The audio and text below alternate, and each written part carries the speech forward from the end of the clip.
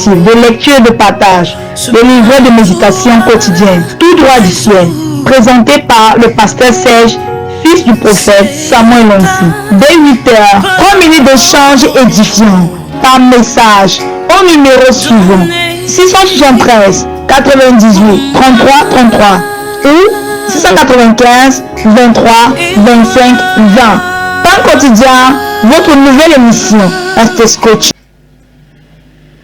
Bien-aimés dans le Seigneur, chers amis téléspectateurs de la Cana 7 Gospel, chers amis auditeurs de Radio Libération 98.6, bienvenue à cette nouvelle sortie de votre émission Pain quotidien.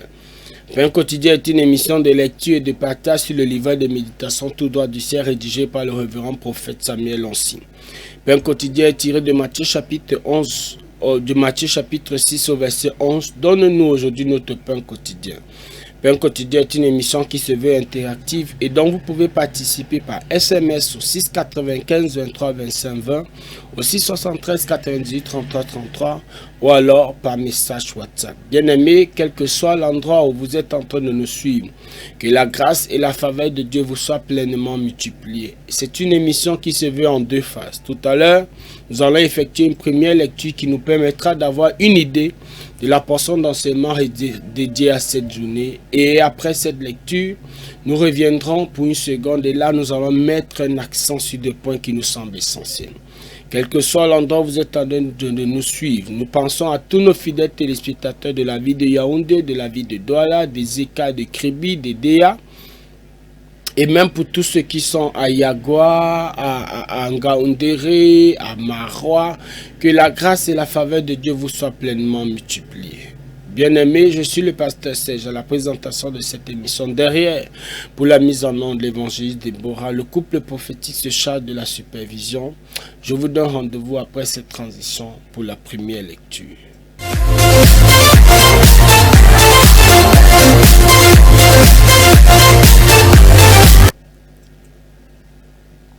Bien-aimés dans le Seigneur, depuis quelques jours, nous avons commencé, j'allais dire depuis hier, nous avons commencé à étudier « Je veux te servir ». C'est le nouveau titre du livre de méditation que le prophète Samuel a relâché. Et hier, nous avons abordé « Je veux te servir » comme premier sous-titre. Aujourd'hui, nous voulons aborder le deuxième sous-titre qui est intitulé « Qui est serviteur de Dieu ?» Permettez que nous puissions procéder à la première lecture de cette portion d'enseignement. Matthieu chapitre 6, verset 24. Nul ne peut servir deux maîtres, car ou il haïra l'un et aimera l'autre, ou il s'attachera à l'un et méprisera l'autre.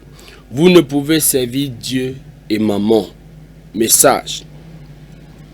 Plusieurs personnes pensent que le serviteur est le pasteur, le missionnaire, l'évangéliste. C'est une erreur de le penser, car ce n'est pas le cas. Le verset de base nous dit que nul. Ce verset ne fait pas la distinction entre les pasteurs et les autres. En d'autres termes, le service est réservé à tout le monde. En d'autres termes, le service est réservé à tout le monde. La Bible ne nous dit pas que le serviteur doit être le pasteur, mais nous fait comprendre que tout le monde peut être serviteur. Alors, la question est la suivante. Qui est serviteur de Dieu? 6 caractéristiques vous permettront de comprendre ce que c'est qu'un serviteur. Tout d'abord, un serviteur est une personne qui accomplit les souhaits de son maître. 2. Un serviteur est une personne qui sert, une personne qui se rend, une personne qui sert les intérêts d'une personne. Ça, c'est le 2. Le 3, un serviteur est une personne qui se rend disponible pour être utilisé par un maître. 4. Un serviteur ne doit pas forcément être à 100% consacré. 5. Un serviteur est une personne qui porte les fardeaux de son maître. Mon fils, ma fille, si tu ne veux pas porter les fardeaux de ton maître, tu n'es pas serviteur. Enfin, un serviteur est une personne disciplinée et organisée, prête à être utilisée par son maître. Si tu n'es pas discipliné, tu ne peux jamais être un serviteur. Pouvez-vous prendre exemple sur la garde présidentielle?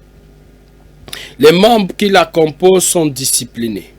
Quand on leur demande de venir, ils viennent. Lorsqu'on leur demande de partir, ils partent. Ils sont disciplinés. Vous ne pouvez pas être serviteur de Dieu et être indiscipliné. Cela n'est pas possible. Vous pouvez être talentueux, mais si vous êtes indiscipliné, Dieu ne pourra pas vous demander de partir et vous le faites. Vous êtes inutilisable. Dieu a appelé les différentes catégories de personnes serviteurs dans la Bible. Abraham et Isaac étaient des serviteurs de Dieu et pourtant, ils n'étaient pas des pasteurs ou des évangélistes. Abraham était un homme d'affaires à qui Dieu a demandé de quitter sa patrie pour s'installer dans un territoire bien donné. Quand il partait de sa patrie pour s'installer à Canaan, il n'était pas riche. C'est en obéissant au Seigneur qu'Abraham a commencé à prospérer. Abraham possédait une armée. Il allait en guerre contre les nations et en revenait vainqueur. Il était à lui seul aussi puissant qu'une nation entière. Abraham est la preuve qu'un serviteur ne doit pas être forcément un pasteur. Que Dieu bénisse son serviteur pour cette portion d'enseignement qui est dédiée à cette journée dont le sous-titre est « Qui est serviteur de Dieu ?» Bien-aimés, on va se retrouver tout à l'heure après cette transition pour une seconde lecture et cette fois, nous allons mettre un accent sur des points qui nous semblent essentiels. Bien-aimés, la grâce de Dieu est disponible. Vous connaîtrez la vérité vous affranchira. Ceux qui connaîtront le Dieu agiront avec fermeté. La grâce et la faveur sont multipliées au travers de la connaissance. Retrouvons-nous après cette transition.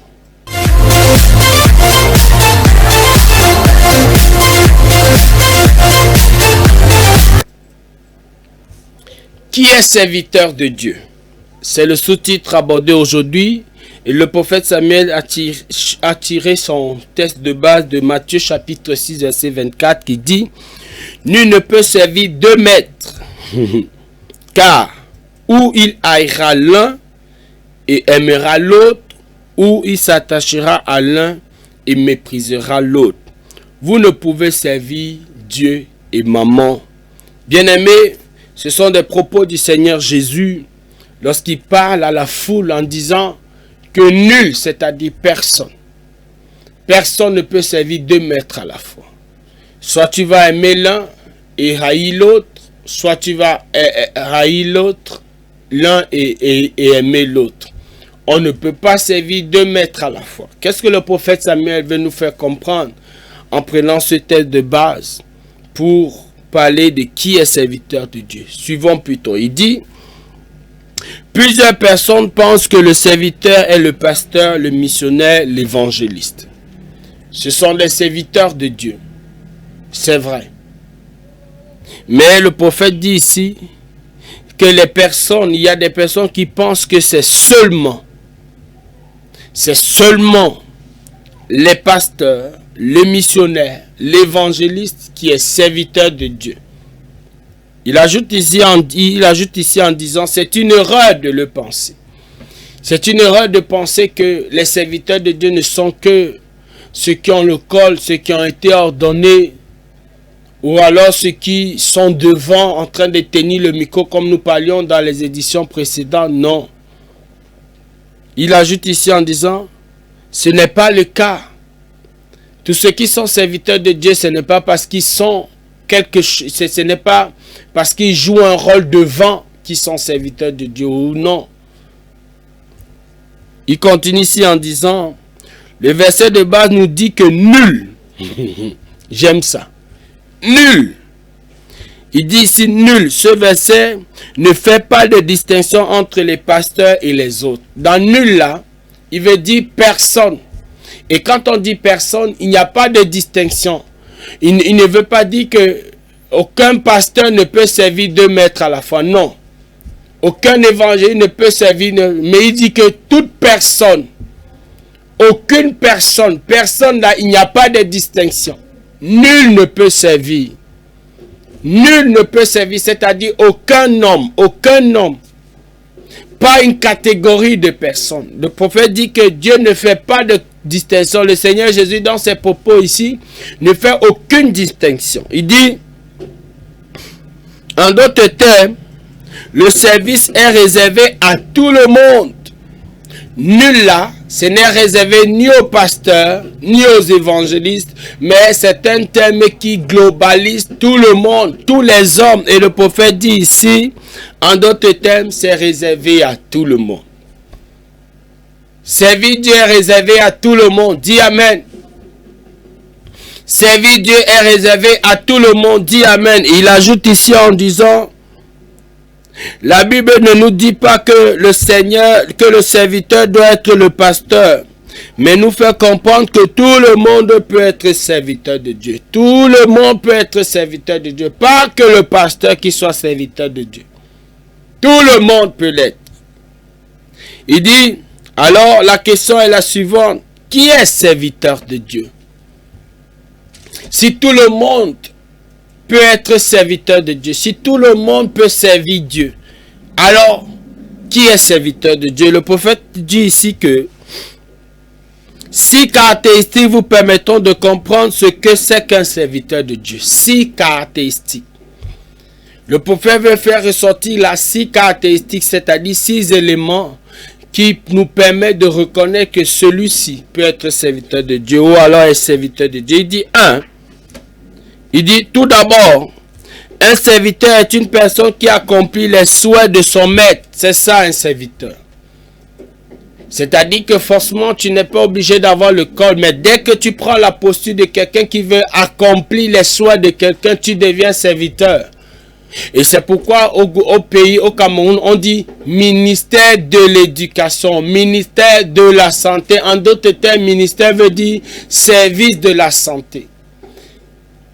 Ils sont au service de l'État. Tous les fonctionnaires sont au service de l'État. Et pour ceux qui sont dans le privé, tu es au service de ton entreprise. Parce que tu accomplis les intérêts, les souhaits. Tu accomplis les souhaits du chef de ton entreprise. Ceux qui sont au gouvernement, ceux qui sont des fonctionnaires, accomplissent les souhaits. Les souhaits de leur ministère de rattachement ou alors les souhaits que le président et selon les directives que le président de la République peut lui donner. C'est pourquoi c'est service d'eux pour accomplir les souhaits. Et il ajoute ici en disant 2. Un serviteur est une personne qui sait les intérêts d'une autre personne. C'est ça. Tu sais les souhaits, tu sais les intérêts. Et nous, ici, là, il s'agit de servir les souhaits et les intérêts de Dieu. Qui est serviteur de Dieu? Mais toi qui es fonctionnaire, tu es en train d'accomplir les souhaits et les intérêts de l'État. C'est pour ça que tu es fonctionnaire d'État. Et ici, on parle d'accomplir les souhaits, les intérêts de Dieu. Troisièmement, un serviteur est une personne qui se rend disponible pour être utilisé par son maître. C'est pourquoi celui qui est fonctionnaire, on peut l'affecter. Il peut travailler aujourd'hui dans telle ville et demain, il y a des nominations ou alors des affectations, on t'envoie dans un autre lieu. Et ici, le prophète dit, un serviteur, c'est quelqu'un qui se rend disponible. Tu te rends disponible. Là où il y a besoin, on t'envoie. Là où il y a besoin, on t'envoie. C'est ça les fonctionnaires, c'est ça les différents ministères. Tu travailles pour accomplir et tu te rends disponible. Et ici, nous parlons des services, de servir Dieu. C'est-à-dire, tu te rends disponible pour les intérêts de Dieu. Là où il y a le besoin. Quand il y a le besoin. Tu te rends disponible. Et il ajoute ici en disant, quatrièmement, un serviteur ne doit pas forcément être consacré à 100%. C'est-à-dire, il y a des fonctionnaires qui travaillent certains jours, il y a une certaine programmation. Un serviteur de Dieu ici ne savait pas dire que tu as répondu à l'appel, que tu ne fais plus rien d'autre. Non. Ceux qui sont des fonctionnaires, il y a des fonctionnaires qui peuvent faire d'autres choses dans l'après-midi. C'est pourquoi il y a certaines personnes qui aiment être dans les services où on ne va pas tellement les contraindre. Parce que ça leur permet de faire d'autres choses. Et le prophète dit ici, là, être serviteur, ça ne veut pas dire que toute ta vie, H24, tu es dans ton bureau. Non. Tu dois aussi gérer ta famille et le serviteur. Le prophète dit ici, être serviteur de Dieu, ça ne veut pas dire que tu as répondu à l'appel. Et bien plus dans cette génération aujourd'hui, on est en train de vivre la génération selon laquelle on n'est plus des pasteurs qui ne font que le pastorat, qui ne sont que des pasteurs. Non, aujourd'hui, tu peux être médecin pasteur, ingénieur pasteur, militaire pasteur. J'allais dire, je l'enlève le mot pasteur. Tu peux être docteur serviteur de Dieu. Ah.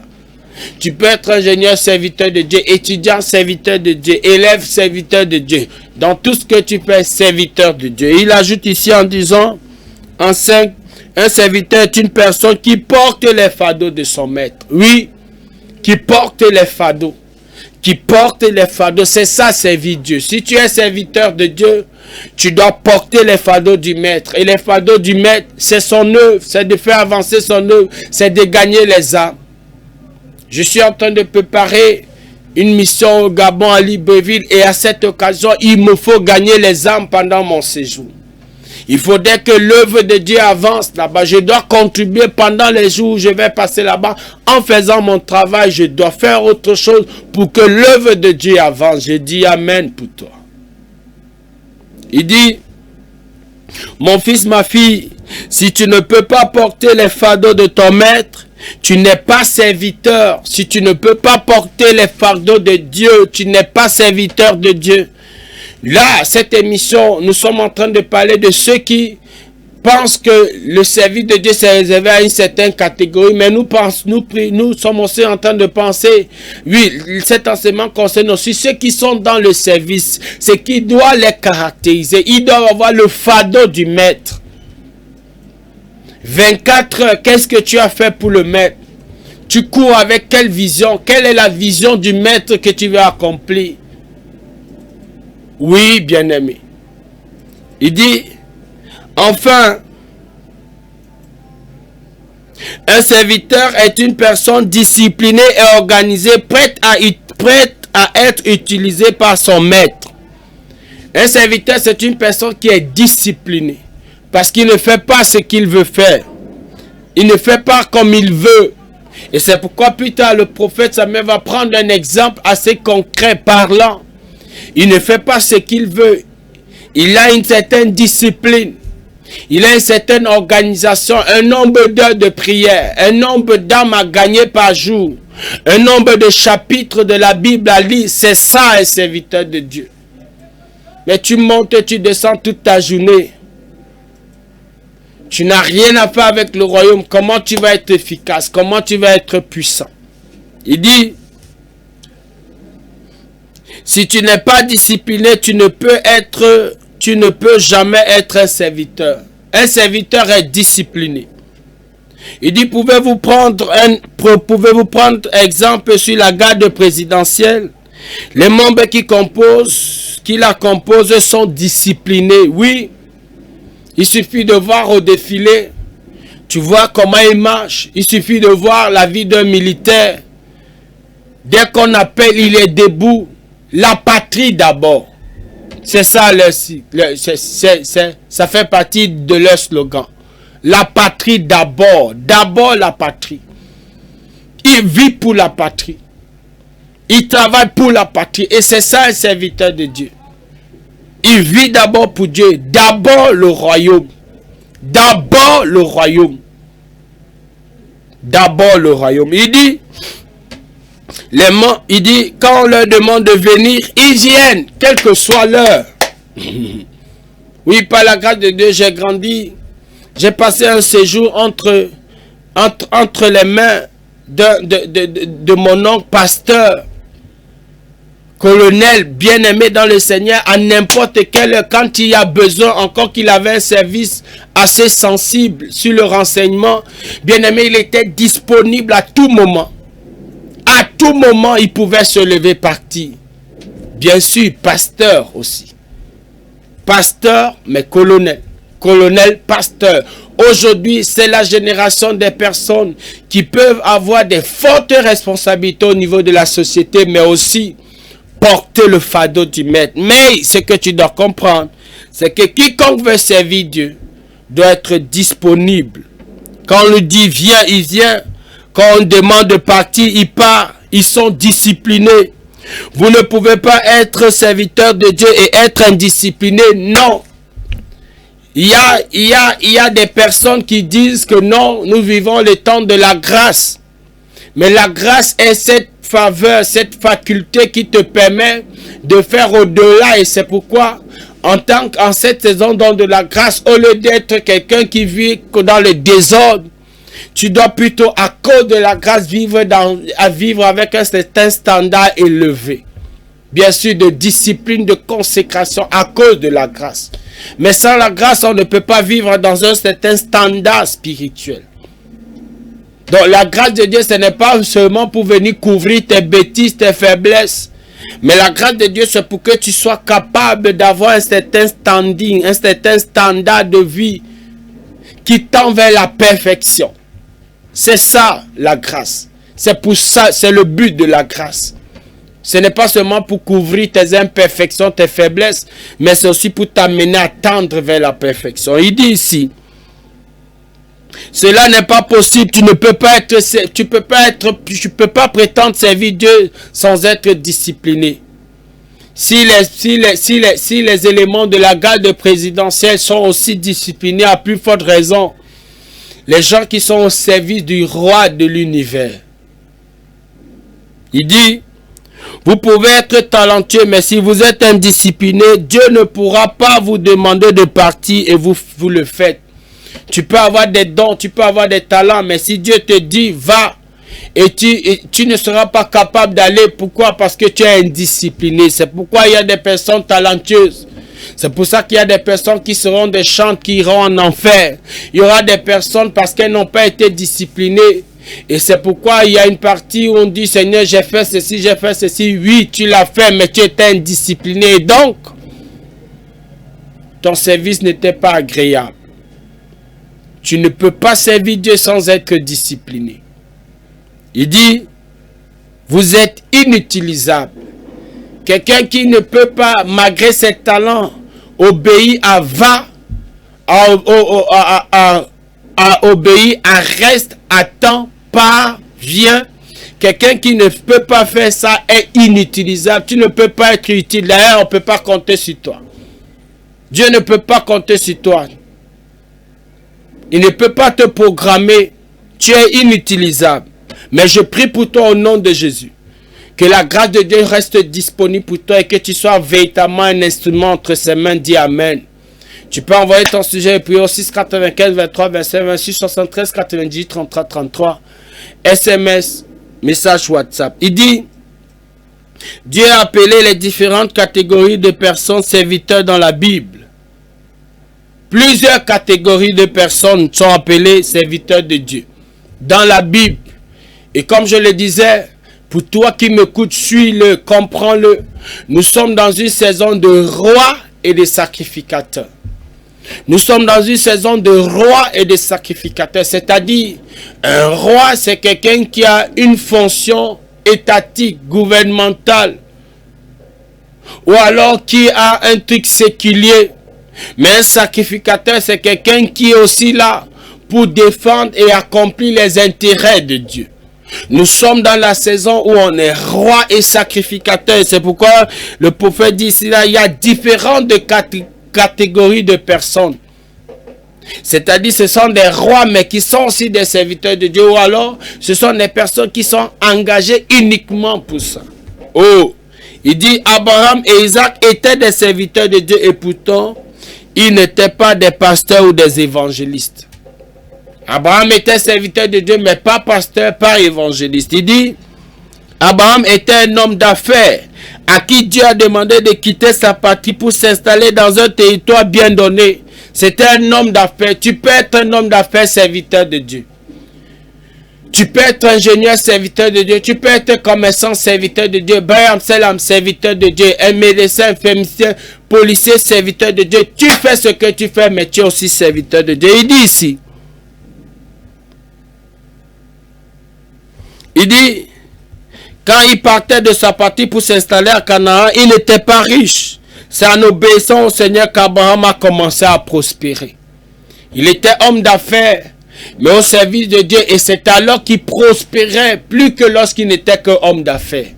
Quand tu sers le Seigneur, tu prospères parallèlement. Dis Amen. Quel que soit ton domaine, en servant le Seigneur, en mettant du temps pour le service de Dieu, on va comprendre ce que c'est que servir Dieu. Mais qui est serviteur de Dieu? Voilà ce que tu dois comprendre. Qui est serviteur de Dieu? Tout le monde peut être serviteur de Dieu. Voici un homme d'affaires. Abraham, serviteur de Dieu. Il dit, Abraham possédait une armée. Il était serviteur de Dieu, mais il était aussi chef d'armée. Il dit, il allait en guerre contre les nations et en revenait vainqueur. Homme d'affaires, chef d'armée, qui conduit une guerre et qui revient vainqueur. Serviteur de Dieu. Il dit, il était à lui seul aussi puissant qu'une nation entière. Serviteur de Dieu. Il était puissant sur la terre, un homme de la société, un homme des situations, un responsable, mais serviteur de Dieu. Il dit, Abraham est la preuve qu'un serviteur ne doit pas forcément être pasteur. Oui, c'est par là que le prophète conclut. Tu peux être ce que tu es, mais tu es serviteur de Dieu. Tu peux être élève, serviteur de Dieu. Étudiant, serviteur de Dieu. Enseignant, serviteur de Dieu. Ingénieur, serviteur de Dieu. Médecin, serviteur de Dieu. Militaire, serviteur de Dieu. Homme politique, serviteur de Dieu. Président de la République, serviteur de Dieu. Roi, serviteur de Dieu. En tout cas, dans les éditions prochaines, nous allons voir des rois serviteurs de Dieu. Bien aimé, ainsi effectuer la lecture de cette portion d'enseignement combien riche. Voici quelques sujets de prière. Oh Dieu, merci de me permettre de comprendre que tout le monde peut être serviteur de Dieu. Reçois la grâce de cette compréhension. Oh Dieu, merci de me permettre de comprendre que les caractéristiques d'un serviteur de Dieu. Nous en avons donné 6. Le prophète, il a donné 6 dans cet enseignement. Il a dit d'abord que 1. Tout serviteur de Dieu est une personne qui accomplit les souhaits. 2. Qui est là pour les intérêts du maître. 3. Qui se rend disponible à être utilisé par le maître. 4. C'est une personne qui n'est pas forcément consacrée à ça à 100%. 5. C'est une personne qui porte les fardeaux. 6. C'est une personne qui est disciplinée et organisée. Il dit, oh Dieu, aide-moi à avoir les caractéristiques d'un serviteur, car mon désir est de te servir. Reçois la grâce d'avoir ces 6 caractéristiques. Au nom puissant de Jésus, reçois cette grâce. Bien-aimé, je suis le pasteur Serge à la présentation de cette émission. Derrière, pour la mise en œuvre, l'évangéliste Déborah, le couple prophétique, ce soir de la supervision. Tu peux continuer d'envoyer ton sujet de prière au 6 95 23 27 au 6 73 90 33 33. Pour toi qui es à l'étranger, tu peux ajouter le code de plus 237. Que la grâce de Dieu soit avec toi. Je te donne rendez-vous au sommet. Shalom, shalom.